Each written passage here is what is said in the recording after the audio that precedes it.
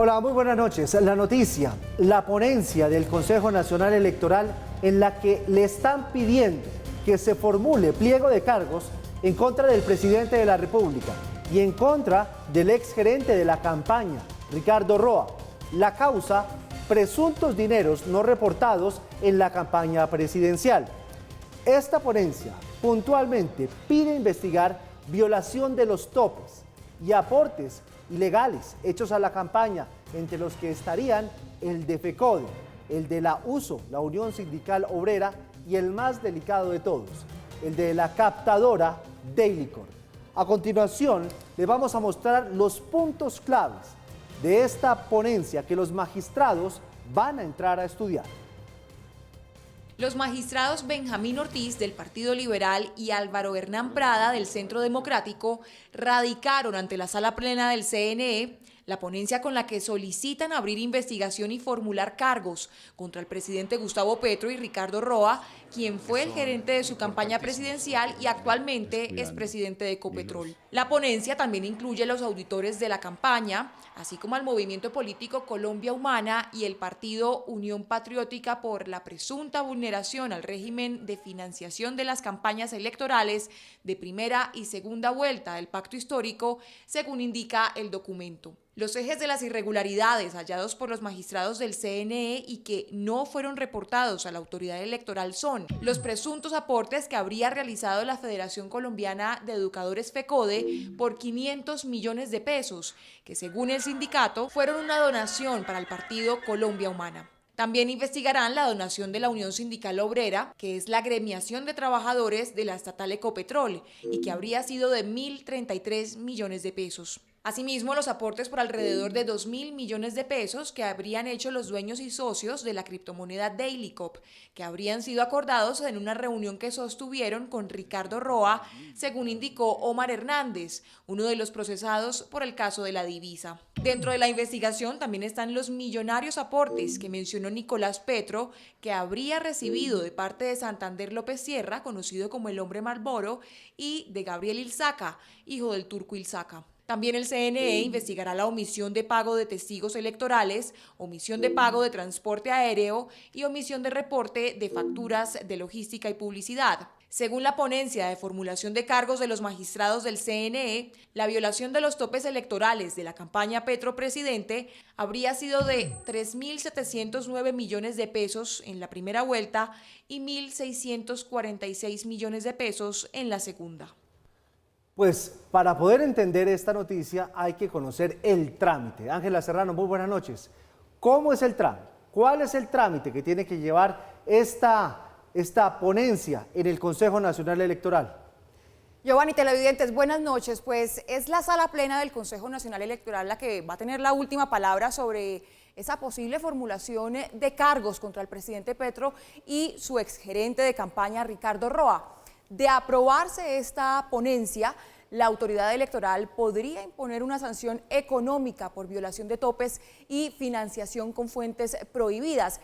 Sin embargo, al presidente tener fuero constitucional, el expediente deberá ser remitido a la Comisión de Acusación de la Cámara de Representantes. En 2 semanas, la sala plena del CNE empezará el estudio de la ponencia que formula cargos contra Gustavo Petro y Ricardo Roa.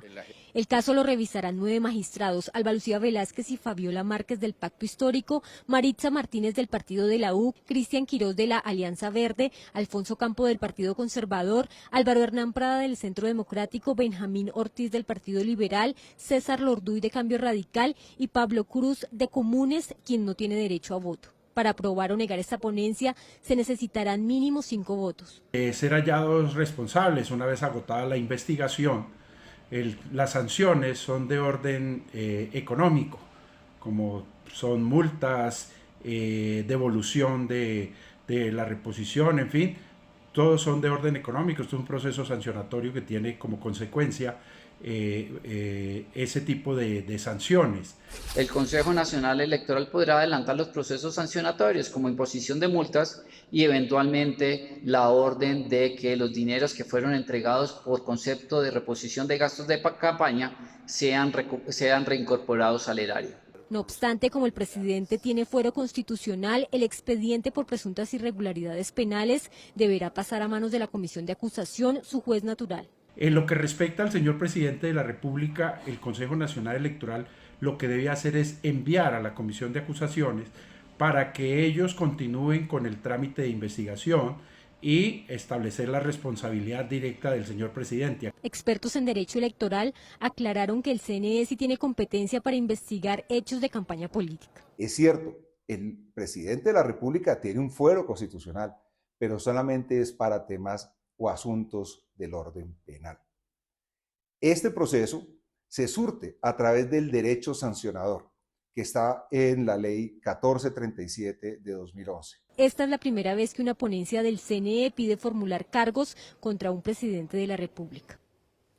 Pues el ambiente en el CNE está dividido porque por ahora solo habría 2 votos en contra de la ponencia, que serían los de las 2 magistradas del pacto, y 2 a favor de formular cargos, que son los de los magistrados ponentes.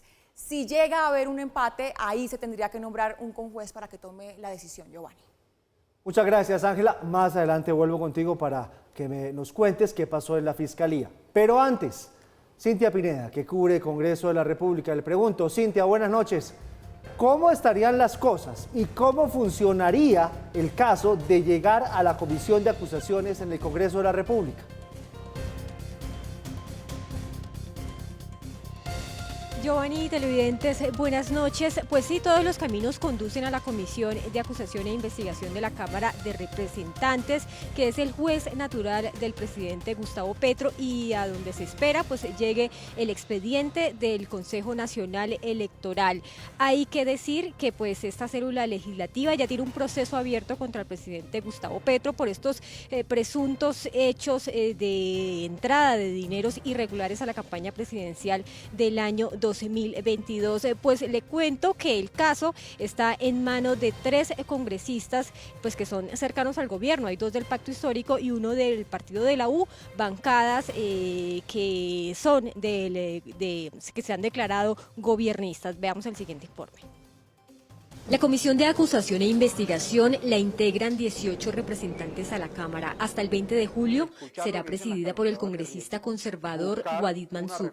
Actualmente son 3 representantes los que adelantan los procesos contra el presidente Gustavo Petro: Alirio Uribe del Pacto Histórico, Gloria Arizabaleta del Pacto Histórico y Wilmer Carrillo del partido de la U.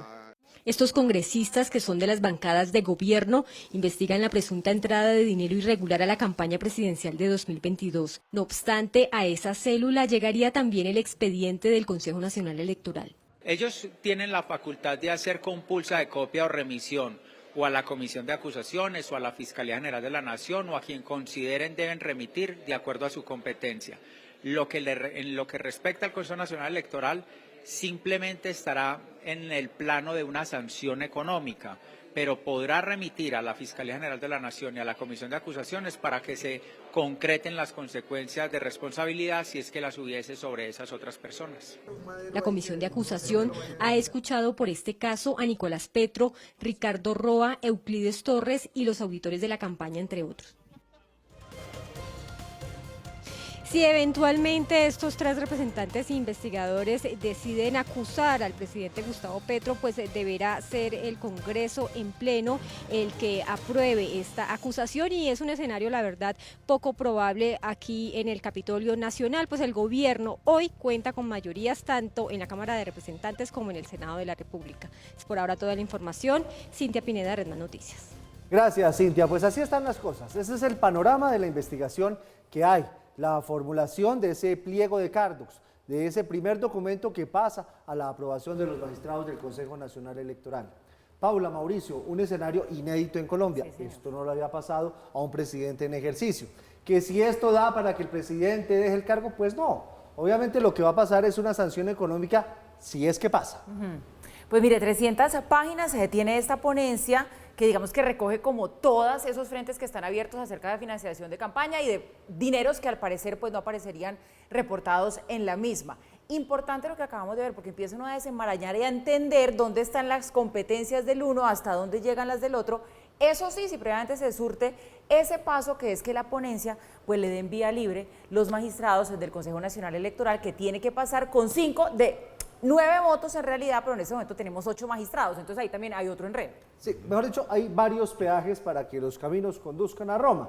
Pero eso sí, le anticipo, si eso llega a la comisión de comisión de acusaciones, no va a pasar. ¿Usted cree que no va a pasar nada? No pasa nada.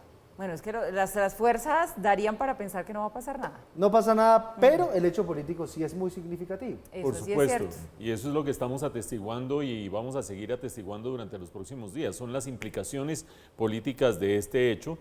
Solamente recapitulando lo que vimos en las notas, aquí hay 3 instancias distintas. Una es el Consejo Nacional Electoral, que toma medidas administrativas. Acuérdense que el presidente, entre las cosas que ha dicho en las reacciones del día de hoy, es que un ente administrativo no puede entrar a acusar a un mandatario o a cualquier político elegido popularmente. Ojo, estas serían sanciones administrativas. ¿Qué hace el Consejo Nacional Electoral? Evalúa a ver si se violaron los topes o no. Ustedes ya vieron las cuentas que nos hacía Cintia hace un momento. Nos decía que puede ser en la primera vuelta una violación de los topes por 3.700 millones de pesos, en la segunda vuelta por 1.600 millones de pesos. Ahí estaría metida la plata que dio FECODE, la plata que dio la USO, la plata que presuntamente dio Daily Cop. Aparte de eso, el pago a los testigos electorales el día de las elecciones, que tiene toda esa discusión de si eso es o no es campaña. En fin, ahí está el acervo de datos, la cantidad de páginas de esa ponencia, que en realidad no debería sorprender a nadie porque se venía sabiendo desde hace unos 15 días que la ponencia iba a tener este sentido. Una cosa es tener los indicios y otra cosa es presentarla ya. ¿Presentarla para qué? Para que el Pleno del Consejo Nacional Electoral, ya estaba mencionando Paula, deberían ser 9 magistrados, hay solo 8 en propiedad que pueden votar. Ustedes vieron la nota, están divididas las fuerzas, hay 2 claramente de oposición, hay 2 claramente gobiernistas y el resto ahí tendrán que ir evaluando. ¿Para qué? Para decidir si finalmente fallan diciendo que aquí hubo violación de los topes y entrada de dineros ilegales. Caso en el cual el principal afectado sería el gerente de la campaña, el doctor Ricardo Roa, porque habría una multa pecuniaria y fuera de eso se pediría que se devuelva plata que se entregó por reposición de votos. Ahí el Consejo Nacional Electoral, con esa incertidumbre de si se va a votar a favor o en contra. ¿De dónde salen las demás cosas? Rebota, compulsa copias a 2 instancias. Una, la Fiscalía tiene que investigar para saber si en todo este proceso, en caso de avanzar, hubo o no hubo actitudes delictivas, conductas delictivas de acuerdo con el Código Penal colombiano, pero la Fiscalía, una vez termine avanzando en ese proceso, iría paralelamente con la Comisión de Acusaciones. ¿Por qué? Porque al presidente Petro, a quien ven ustedes en las imágenes, tiene un fuero especial. A él no lo investiga la Fiscalía, a los presidentes los investiga la Comisión de Acusaciones. En la Comisión de Acusaciones se evaluaría todo el acervo probatorio que habría en ese caso, si se le compulsan las copias. Acuérdense que lo veíamos en la nota y nos lo decía Cintia, ya la Comisión de Acusaciones está avanzando en una investigación similar, pero abierta por cuenta de demanda de ciudadanos particulares. Lo que pasa es que si le llega el acervo del Consejo Nacional Electoral, en caso de que decida que hubo violación de topes, pues la evidencia sería mucho más contundente. Y allí se decidiría si se acusa ante quién, ante el Senado, que es el que juzga al presidente. Empiecen ustedes a hacer las cuentas, no solo de la Comisión de Acusaciones, sino de la plenaria de la Cámara de Representantes, la plenaria del Senado, y mientras todo eso termina pasando, pues vean ustedes las tensiones políticas que va generando este proceso. Un proceso en el cual, por supuesto, el presidente Petro no se queda quieto, como veremos a continuación. Un proceso que además es legal porque encontraron indicios para investigar, pero esto, pues como dicen en Santander, le sacó la piedra al presidente. Está furioso y desde Cartagena dijo de todo y empezó a alimentar su discurso de que esto es el principio del golpe blando contra él. Vamos a hacer un recuento de las principales frases muy delicadas que dijo el jefe de Estado. Aquí va la primera. Quieren determinar, como lo han hecho en tantos países de América Latina, que el presidente de la República, a pesar de ser elegido por el pueblo de Colombia, tiene que dejar de ser presidente porque 4 o 5 vagabundos corruptos de la politiquería así lo quieren. Hoy lo han demostrado, porque si la Constitución dice que el presidente de la República no puede ser juzgado por entidad diferente a la Comisión de Acusaciones y que el voto popular no se puede anular y que el derecho político no se puede anular sino por decisión del juez penal, porque dos entes pertenecientes a un ente administrativo han dicho que levantan cargos contra el presidente. Eso es profundamente inconstitucional y es el inicio de un golpe de Estado en Colombia. Punto. Bueno, y el presidente también volvió a convocar a una nueva jornada de movilizaciones, unas que sobrepasen, dijo, las del pasado 1 de mayo. Una movilización que sobrepase por completo lo que vimos en este pasado 1 de mayo. Si se atreven, y para ello ya hay que organizar las coordinadoras de fuerzas populares en cada municipio, en cada barrio, en cada vereda, en cada cabildo indígena, en cada comunidad afrodescendiente, si se atreven a romper la Constitución y a violar el voto del año 2022, millones de colombianos tienen que salir a las calles. Los invito, les solicito, independientemente de qué pase conmigo, y rodear pacíficamente los centros del poder en Colombia hasta que se restablezca el orden constitucional en este país. Es decir, que si deciden violar el voto popular en Colombia en el año 2022, se instaura en Colombia el poder constituyente de una vez, a través de la movilización masiva del pueblo colombiano. Y a propósito de esta movilización masiva de la que habla el presidente, pues dio una orden a las fuerzas militares y a la policía. Ahí vean ustedes que el general Salamanca lo acompaña a todo lado. Dice, no pueden levantar ningún fusil contra el pueblo en su libre expresión. Que se sepa claramente y de antemano, la orden de su comandante constitucional por el voto popular es no levantar las armas contra el pueblo. Para todos los miembros de la fuerza pública, la orden es respetar la Constitución de Colombia.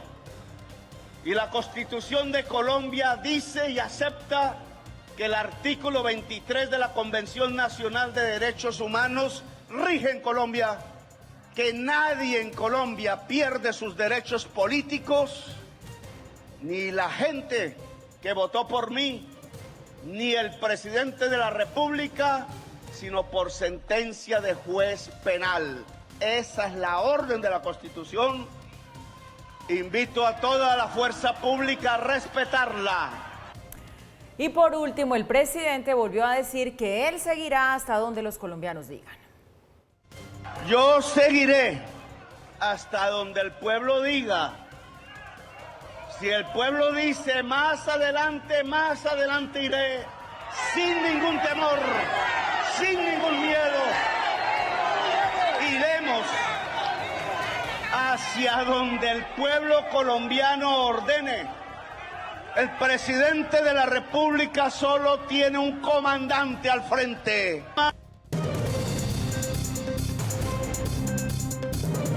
Y después de estas muy fuertes declaraciones del presidente Gustavo Petro, pues el Consejo Nacional Electoral, quien lo está investigando inicialmente, pues acaba de sacar un comunicado.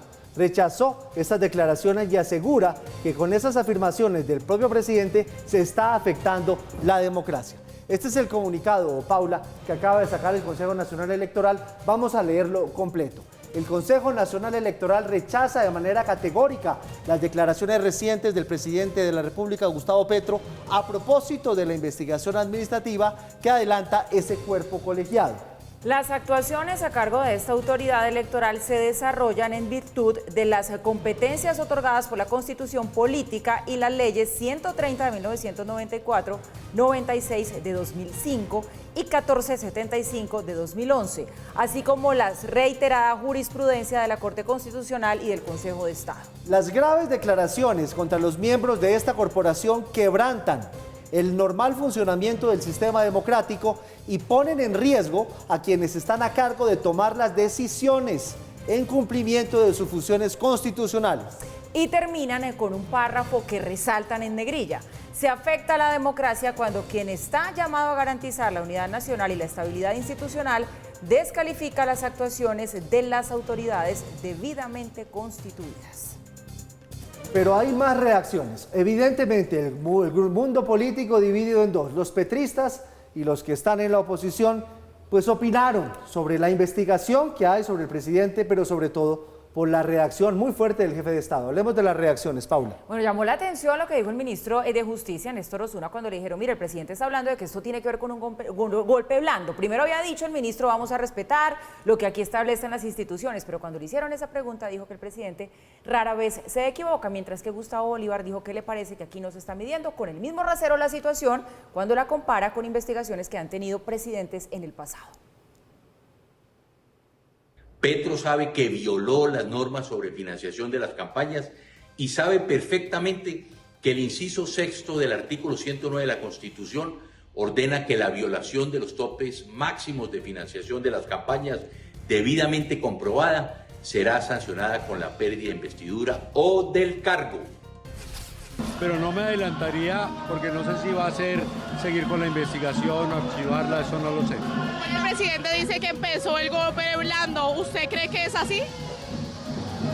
El presidente suele tener la razón.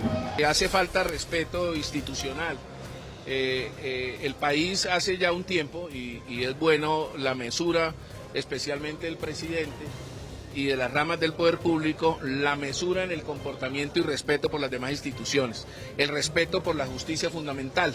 Pues que cuando se presentó la ñeñe política, los magistrados cerraron el caso, con la campaña financiada por Odebrecht también cerraron el caso, y ahora por una financiación de los maestros, supuesta financiación, pues ahí sí abren una investigación. No se mide con el mismo rasero todas las campañas. Siempre y cuando las cosas se tramiten dentro de los cauces necesarios, muy bien. Pero que no se intente ahora vulnerar esos canales ni esas instituciones. Y sobre todo, que quienes investiguen al presidente o quienes investiguen al pacto histórico sean personas independientes. Para mí, y esta es mi opinión, el señor Álvaro Hernán Prada no es un magistrado independiente. Ratificamos nuestra absoluta disposición para rendir todas las cuentas que sean necesarias ante la justicia, pero sí nos preguntamos con mucha preocupación si se está utilizando la justicia como un mecanismo para avanzar en un golpe jurídico en contra del presidente Gustavo Petro. No podemos aceptar que Gustavo Petro, cada vez que se abre una investigación o se hace una denuncia sobre su campaña, sobre su familia o sobre su gobierno, diga que se trata de un golpe blando. Golpe blando se está dando él y su gobierno, habiéndose robado, señor presidente, los recursos del agua de La Guajira. Quieren tumbar al presidente Gustavo Petro. Ya lo habíamos dicho, se venía el golpe blando, la ruptura institucional, lo habíamos denunciado ante instancias internacionales. El Consejo Nacional Electoral, que es quien recibe las cuentas de una campaña, tiene toda la competencia para investigar todas las campañas, incluyendo de quien ha salido elegido presidente de la República. Es muy grave que el presidente diga que investigar su campaña es una ruptura constitucional. Lo que es ruptura constitucional es usar más dinero del que se permite. Lo que es ruptura constitucional es buscar impunidad por conductas que hoy parecen probadas. Creemos que son infundadas por lo que conocemos este tipo de argumentos y más bien nos preguntamos si no hay otro tipo de interés. Por ejemplo, en el caso del magistrado Álvaro Hernán Prada, ex representante a la Cámara del Centro Democrático, que renunció a su curul para huirle a la Corte Suprema en el caso Uribe, de la compra de testigos. Él es uno de los implicados directos. Ahí tienen ustedes el panorama político de los dos bandos, porque así estamos divididos en Colombia, los que apoyan al presidente y los que son de la oposición. Vamos con hechos concretos. Con 64 votos a favor, fue suspendida la discusión de cualquier proyecto del gobierno nacional en la Cámara de Representantes, como castigo por el escándalo en la Unidad Nacional para la Gestión de Riesgos de Desastres del gobierno y las polémicas declaraciones del presidente, luego de la investigación, la ponencia investigativa del CNE. Hoy no se discute ningún proyecto del gobierno nacional. Lo que está haciendo el presidente, llamando a una insurrección, a una fractura institucional contra el Consejo Nacional Electoral y quienes piensan diferente a él y quienes están ejerciendo su función de control electoral, control político y control social y control judicial, es una bellaquería. Así que hoy no vamos a discutir ningún proyecto del presidente Petro y le agradezco a la plenaria que me haya acompañado con esa proposición y que eso haya quedado en firme al menos por el día de hoy. Pero hay más. Los congresistas, algunos están moviendo una carta para solicitarle la renuncia al presidente de la Cámara de Representantes. En esa, sí, señor, siguen en el legislativo, insistiendo en que tienen que apartarse de sus cargos tanto Andrés Calle como Iván Name. Estamos hablando de los presidentes de Cámara y Senado respectivamente. Erradicaron esta carta. Una de las que está liderando esta propuesta pues es la representante de la Cámara, Jennifer Pedraza. Les estamos pidiendo que se defiendan como ciudadanos, como congresistas, pero no como representantes del Congreso de la República, lo cual es una dignidad esencial que además garantiza la separación de poderes que hoy estaría en riesgo y también una garantía no solo para los congresistas, sino para el país de que las reformas del gobierno se tramiten de manera transparente. Por eso estoy invitando a mis colegas a que me acompañen a firmar esta carta. No ha sido sencillo porque obviamente muchos temen que existan represalias contra ellos. Ángela, vuelvo contigo, Fiscalía General de la Nación, porque hoy Sneider Pinilla, ex subdirector de la Unidad Nacional de Gestión del Riesgo, pues había prometido ir. ¿Qué pasó? Giovanni, pues efectivamente hoy asistió Sneider Pinilla a esta diligencia que duró cerca de 2 horas ante varios fiscales, entre ellos fiscal delegado anticorrupción, también fiscal delegada ante la Corte Suprema de Justicia, pero ojo, esta diligencia, a diferencia de la que ocurrió ayer con Olmedo López, no fue un interrogatorio, fue más bien una reunión en donde él ratificó todo lo que ya había propuesto en la matriz de colaboración que ya radicó en la Fiscalía.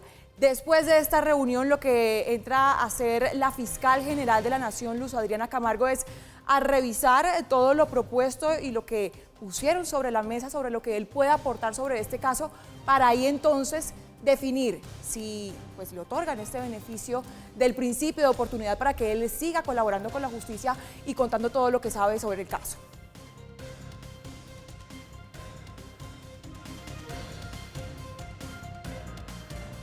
Y a propósito de todo este caso, la Corte Suprema de Justicia, desde el despacho del magistrado Francisco Farfán, hará una investigación y también una inspección judicial a la Unidad para la Gestión del Riesgo para pedir toda la información relacionada a los supuestos sobrecostos en la compra de los carrotanques para La Guajira. La inspección también se le va a hacer a la Procuraduría igualmente para obtener información sobre todo este caso, también al Congreso para obtener las certificaciones del fuero de los congresistas Iván Name y Andrés Calle, pero además la Corte citó a declaración al director del DNI, a Carlos Ramón González, para el 20 de mayo. También al ministro del Interior, Luis Fernando Velasco, para el próximo 31 de mayo, al director de la unidad, Carlos Carrillo, para el próximo 7 de junio, y a la exconsejera para las regiones, Sandra Ortiz, para el próximo 14 de junio.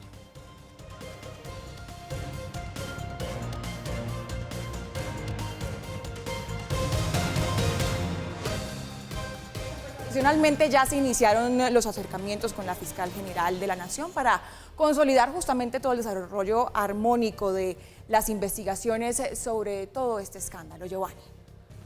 Pues muchas gracias, Ángela, por la información. Aquí hay una persona que ha estado dando información y que todo lo que ha dicho ha acertado. Paula, Dey Vázquez. Sí, ella aparece cada tanto con unos mensajes que son siempre unas frases muy cortitas, pero al cabo del tiempo resulta que lo que ella dijo termina guardando relación con algo de la política nacional, de la coyuntura y el debate nacional. Pues volvió a aparecer la ex esposa de Nicolás Petro. Esta vez, miren, con este mensaje: no me subestimen. Sé más de lo que digo. Eso fue lo que publicó a través de su cuenta de X. Una frase muy cortita en un momento donde el país pues tiene semejante tormenta política. No me subestimen, sé más de lo que dijo. Siguen las quejas de los usuarios por el cambio del nuevo modelo de salud para los profesores. Muchos pacientes aquejados de enfermedades de difícil tratamiento, enfermedades huérfanas, están en medio de incertidumbre. El FOMAC puso la cara, responde, dice que están haciendo lo que pueden con la capacidad que tienen y le piden a los usuarios paciencia. El problema es que la palabra paciencia en términos de salud es muy peligrosa. Tucídides Perea, licenciado en Educación Física, trabaja en el Colegio Camilo Torres. Su hija, Dana Isabela Perea, sufre una enfermedad huérfana que se llama POMPE, un trastorno genético que provoca debilidad muscular y empeora con el tiempo. Cada 15 días hay que aplicarle un medicamento. 8 años llevamos colocándole el medicamento y nunca habíamos tenido problema. Hasta este momento que pasó esta contingencia y no ha sido posible. Es un medicamento vital para Dana Sofía. Tucídides le cuenta a Red Más Noticias el viacrucis que le ha tocado afrontar desde el cambio del nuevo modelo de salud para los docentes. Yo vine el viernes se me dijo, en la tarde le contestamos. Esperé todo el viernes, no fue posible. Lunes no fue posible, martes no fue posible. Hoy estoy aquí viendo qué está pasando. Se han comprometido a ver si mañana nos pueden ayudar con el medicamento. Era un medicamento que se le tenía que colocar el martes, y ya estamos pasados del tiempo, es vital para ella.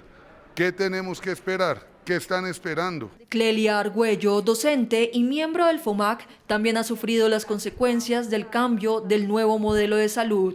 Yo vengo por el oxígeno de mi hijo. Tengo un hijo con discapacidad de 31 años de edad, tiene retardo profundo, hipertensión pulmonar, que no le puede faltar un momentico el oxígeno, y tiene, epilepsia. Entonces, desde hace días venimos con dificultades porque pues yo tuve dificultades también para que me entregaran el medicamento que me ordenó el neurólogo. No le dieron continuidad al tratamiento de su hijo. A Clelia le tocó ir de nuevo a médico general y pasar por el proceso que ya había realizado con su hijo, pero continúan las dificultades. Ayer me dijeron que seguíamos con los mismos proveedores, pero hoy llamé a Criogas, me dijeron que solamente Servisalud les había dado hasta abril. Andrés Rubiano, docente del colegio John F. Kennedy, lleva 18 años trabajando con el distrito. Señala que la improvisación del modelo de salud ha generado grandes dificultades para la atención. No así, donde se ve que los docentes y mis compañeros, muchos compañeros, han pedido citas, han solicitado citas y no se les ha dado por la improvisación que ha habido en el montaje, la infraestructura y la organización que debían de haber tenido desde un principio.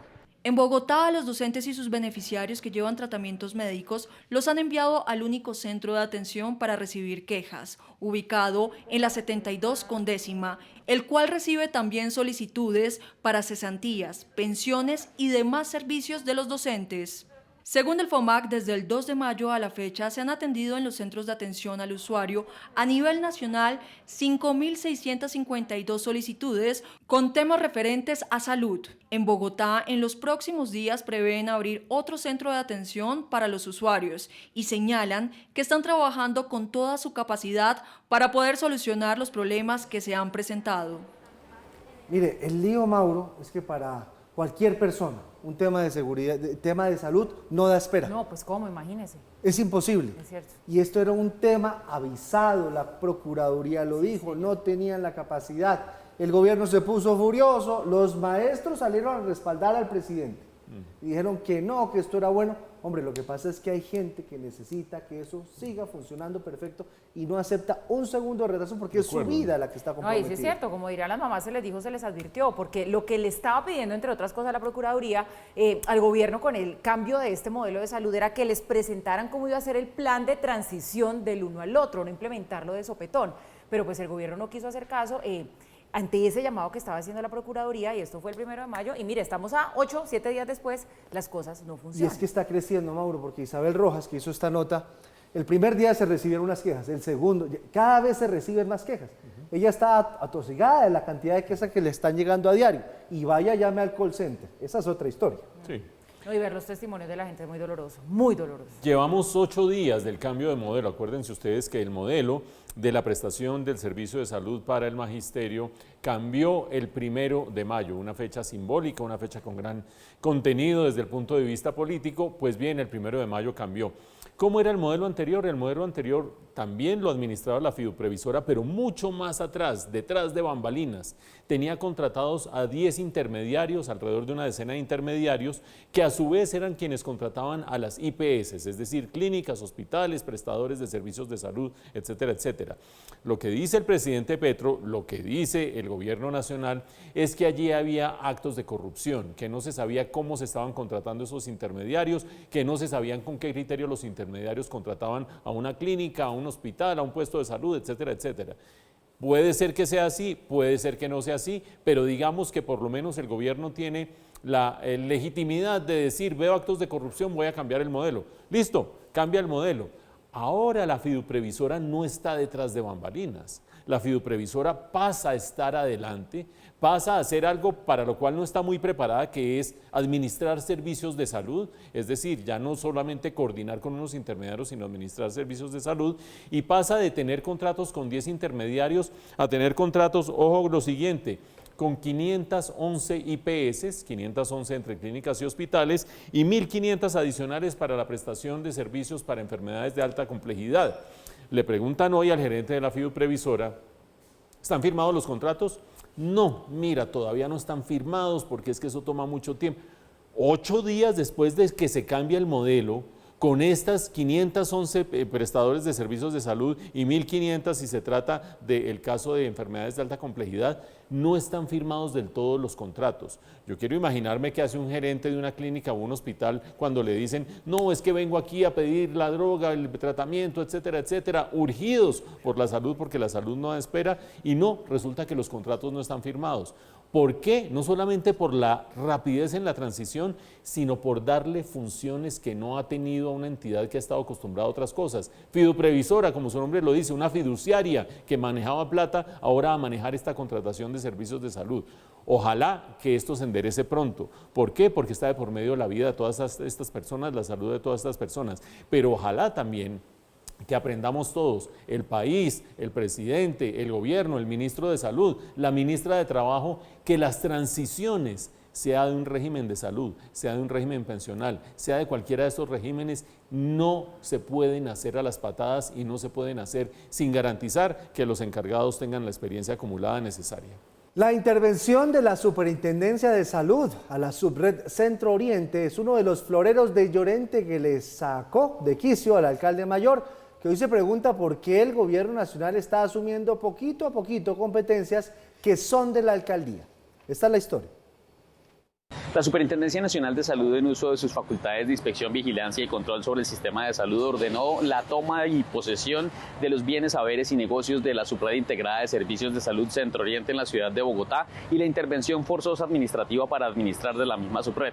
Esta fue la declaración que desató la dura respuesta del alcalde Carlos Fernando Galán. Nos toma por sorpresa la decisión de intervenir la Subred Centro Oriente, pues entendíamos que era otro el camino que se iba a seguir para solucionar los problemas estructurales de las subredes. Hoy, después de conocer esta decisión, le reiteré al superintendente que estamos listos para que antes de cualquier nueva decisión sobre posibles intervenciones nos sentemos a revisar los indicadores y las cifras y estudiemos juntos los planes de mejoramiento. El alcalde además dejó claro que hará respetar la autonomía de la ciudad. Como alcalde solicito respeto por la gestión de nuestra ciudad y la oportunidad de resolver nuestros problemas de manera independiente. No puede ser que si el gobierno nacional no está de acuerdo con las políticas distritales, busque desconocer la autonomía territorial de Bogotá. Eso no lo vamos a permitir. Pero el tema de la subred de salud no es el único que tiene divididos al gobierno y al distrito. También el freno a las obras en 3 humedales, ordenado por el Ministerio de Ambiente. Representa una clara extralimitación de las competencias del gobierno nacional. La autoridad ambiental en Bogotá es la Secretaría de Ambiente, que mucho antes de esta decisión había desplegado todas las acciones encaminadas al desarrollo sostenible de Bogotá, ejerciendo la administración, control y seguimiento ambiental de los 17 humedales ubicados en la ciudad y garantizando así su conservación. Incluso Galán critica la que denomina vigilancia excesiva de la Superintendencia de Servicios Públicos al acueducto. Ha desplegado acciones frente a lo que ha determinado una vigilancia especial, solicitando más de 25 visitas en menos de 2 semanas. Información extraordinaria sobre cerca de 100 temas diferentes que no tienen relación con el racionamiento, generando dificultades operativas. Petro se cree el alcalde de Bogotá.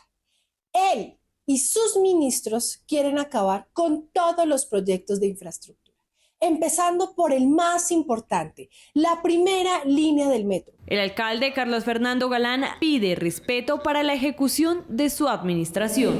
¿Usted se acuerda de la canción Pasito, pasito, suavecito, suavecito? Suavecito, sí.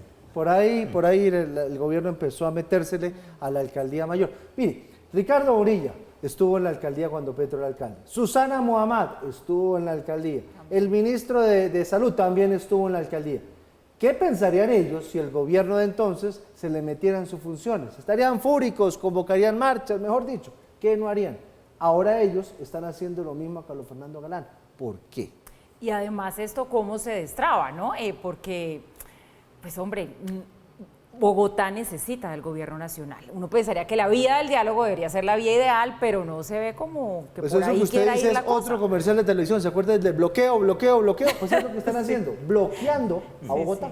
Sí, en realidad las principales ciudades del país que en octubre del año pasado tuvieron un viraje político muy significativo, estamos hablando de las 6 o 7 principales ciudades del país, todas necesitan al gobierno nacional, principalmente en 2 áreas. La primera de ellas, seguridad. Sabemos que ese cuento de que el alcalde es el jefe de la policía, que está, ¿no? Eso es pura carreta. Ha quedado demostrado que sin la colaboración y la sincronización decidida con el gobierno nacional, un alcalde no puede manejar la policía para brindar seguridad a la ciudadanía. La segunda dimensión, las obras de infraestructura. En muchas megaobras de infraestructura, el gobierno nacional no solamente tiene cosas que decir desde el punto de vista presupuestal, ejemplo, el metro, sino que en algunos casos tiene cosas que decir en otras dimensiones, por ejemplo, ambiental, si es que eso se sale de la jurisdicción local a una jurisdicción nacional por la magnitud de la obra. Pero creo que con esos criterios en mente, la tensión política permanente que va a haber en los próximos meses, en los próximos años, entre el gobierno nacional y los mandatarios locales, vale la pena distinguir 3 casos distintos en todo lo que acabamos de ver, con el criterio que decía el alcalde hace un momento, extralimitación de funciones o no extralimitación de funciones. Caso número 1, el caso del metro, que estaba siendo mencionado por la concejal Diago. El caso del metro, ya el alcalde ha dicho, pues ese es un contrato firmado, suscrito, que va en 31%, 30% de ejecución. No tiene absolutamente ningún sentido que el gobierno nacional meta las narices allí para tratar de cambiarlo, que soterrado, que no sé qué. Esa es una cosa con un contrato ya en plena ejecución. Segundo, la intervención del Ministerio de Ambiente en las obras del acueducto de Bogotá, en los humedales. Allí parecería, como lo decía el alcalde, que hay extralimitación de funciones porque la autoridad ambiental en la jurisdicción de la capital de la República es la Secretaría de Medio Ambiente de la Alcaldía de Bogotá, no el Ministerio de Ambiente. ¿Hasta dónde llega la discrepancia? Pues ya se va a presentar una demanda de nulidad de las acciones del Ministerio de Medio Ambiente poniendo límites en la jurisdicción del uno y el otro. Pero una de estas cosas no es como las otras, decía Plaza Sésamo, y esa tercera cosa es la que tiene que ver con esta intervención en esta subred de servicios de salud Central Oriente.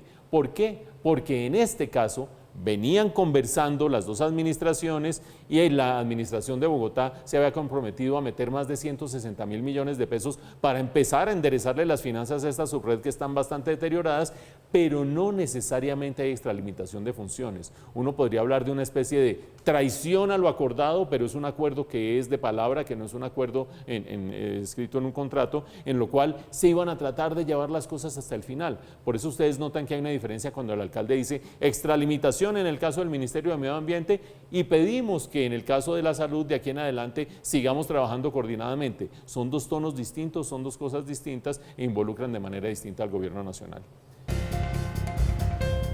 Si usted vive en Bogotá, es bogotano o no es bogotano, pero vive en Bogotá, le tengo una buena noticia, pero por favor tómelo con calma. Está lloviendo y los niveles de los embalses están subiendo, no mucho, pero están subiendo. Miremos el gráfico, cómo van las cosas en la capital de la República, donde seguimos con racionamiento. Chuza subió, ya salió del 14%, Paula, ya está en el 16.30%. San Rafa, que se me queda al lado de la casa, ya está subiendo, está en el 27.14%. Total Sistema Chingaza ya está en el 18.85%. Vamos bien, pero vamos lento. La idea era que este mes estuviéramos sobre el 20% y no lo estamos en el 18.85%. ¿Sabe por qué le digo, Paula, que hay que tomarse las cosas con calma? Porque uno da esta noticia y empiezan a bañarse, a escuchar La Maldita Primavera y tres canciones más bañándose, y entonces ahí aparecen los carros ya más limpios. No, calma, todavía estamos sobados, hay que seguir bañándose cortico y ahorrando agua. Y desafortunadamente creo que eso ya está pasando, ¿sabe? La gente se está descuidando, se está fresqueando, como decimos coloquialmente, porque hemos subido lo que tiene que ver con ese consumo diario que ya saben que estamos midiendo en el gotímetro aquí en Red Más Noticias. Miren cómo estamos, las cosas no están bien porque acuérdense que la meta pues era 15 metros cúbicos por segundo y resulta que el último consumo que se registró y que lo reporta la alcaldía juiciosamente todos los días, nos está hablando de un consumo de 16,13 metros cúbicos por segundo. Estábamos cumpliendo, nos tranquilizamos. Y a propósito de esto, al menos 3 estados de México sufrieron cortes de energía durante la noche del martes, pues el Centro Nacional de Control de Energía aseguró que por varias horas se vio obligado a declarar el estado operativo de emergencia en el sistema interconectado nacional debido a una significativa disminución en la capacidad de generación de energía eléctrica. Según el organismo público, debido a las altas temperaturas, aumentó la demanda de suministro de electricidad, lo que implicó quitar este servicio hasta que disminuyera la demanda.